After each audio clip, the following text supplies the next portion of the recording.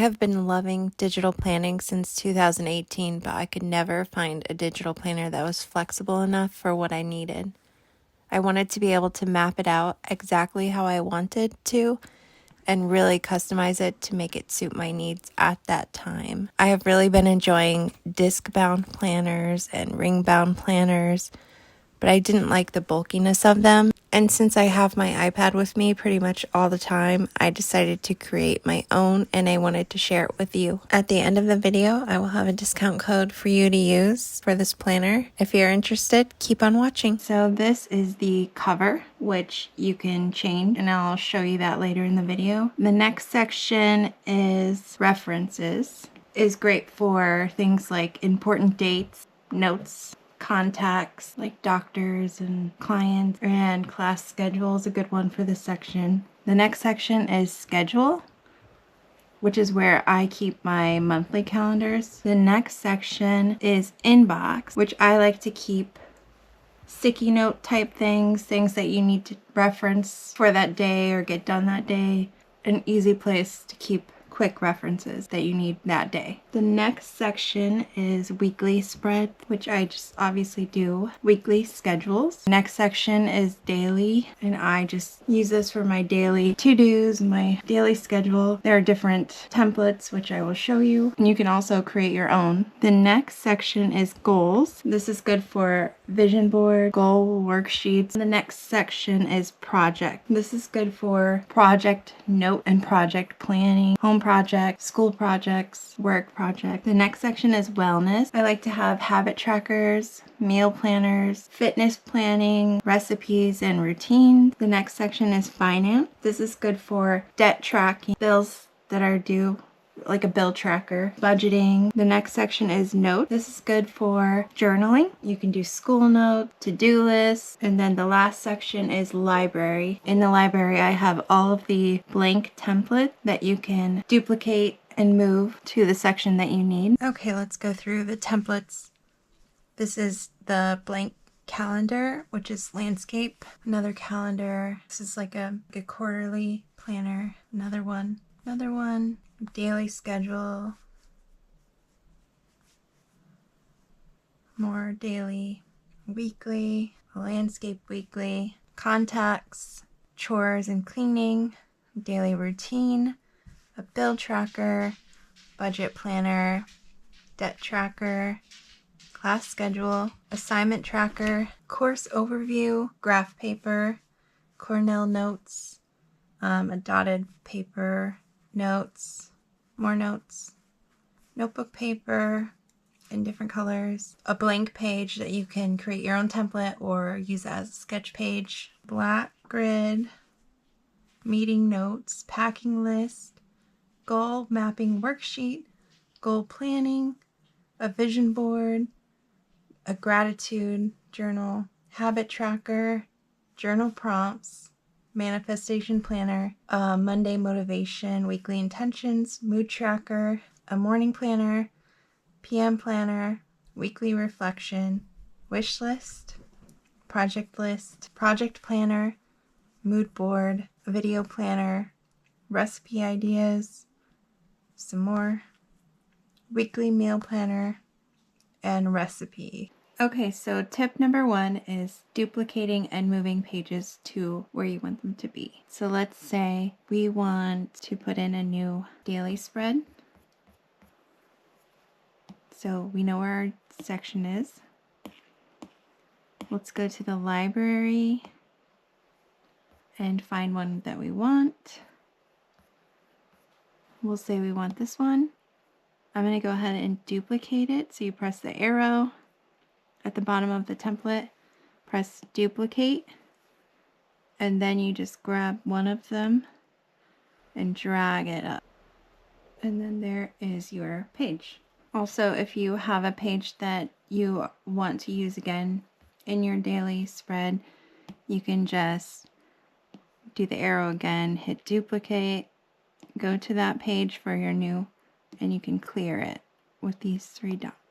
Using a landscape page in a portrait planner. I like writing in landscape like for calendars or weekly schedules, so I'm going to show you on a calendar.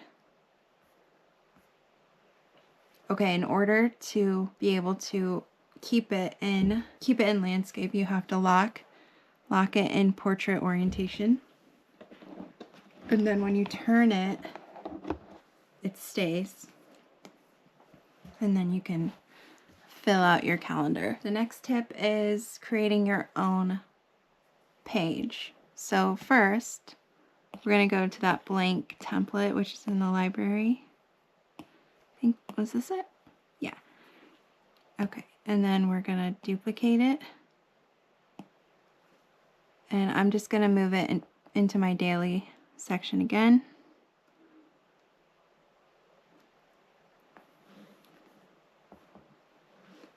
And there we go. Now we're going to go to Canva.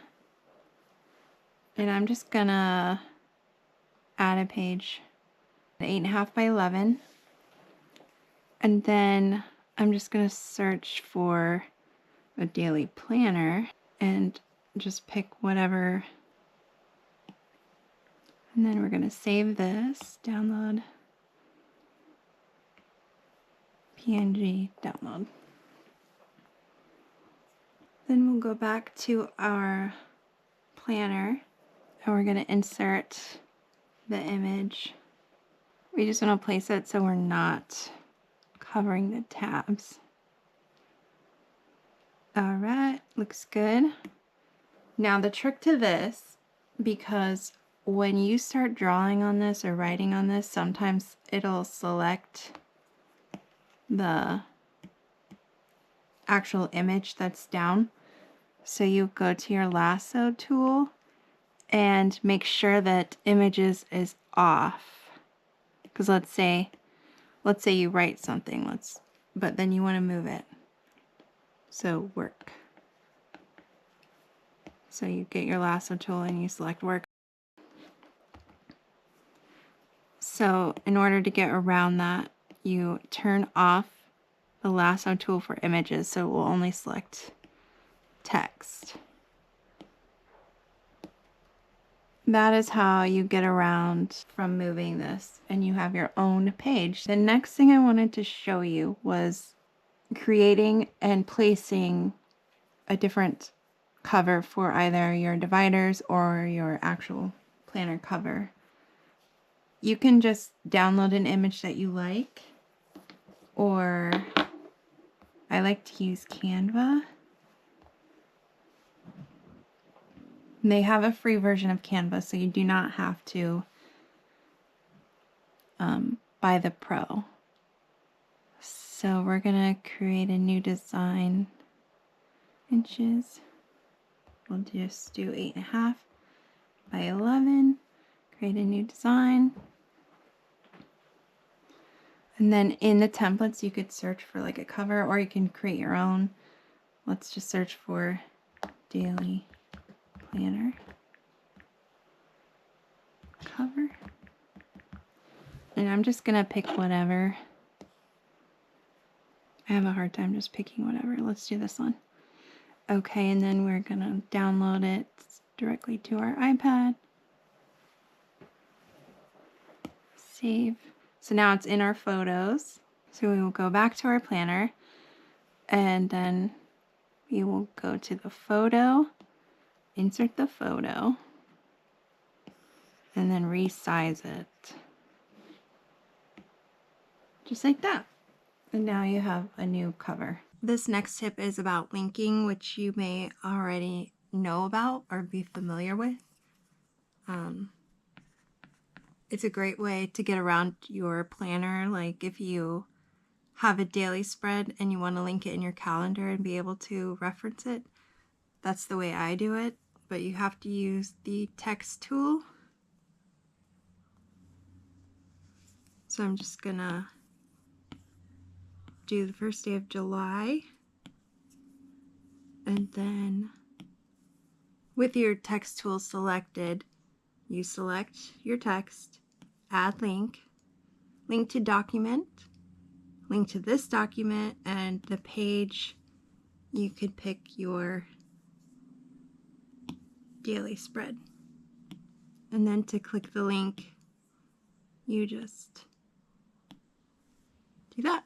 And then another thing I really like using linking for is in my projects, because I have so many projects going on. But you go to your projects tab, your section, and then I have like a master project list, and all of these are linked to the project pages. So like the kitchen island, I have everything here. Then I can go back to projects. I created a Blythe doll, so I have all my information for that there. And then prints. I don't know. I think this is such a great tool to use, and it makes it a lot easier to find what you need.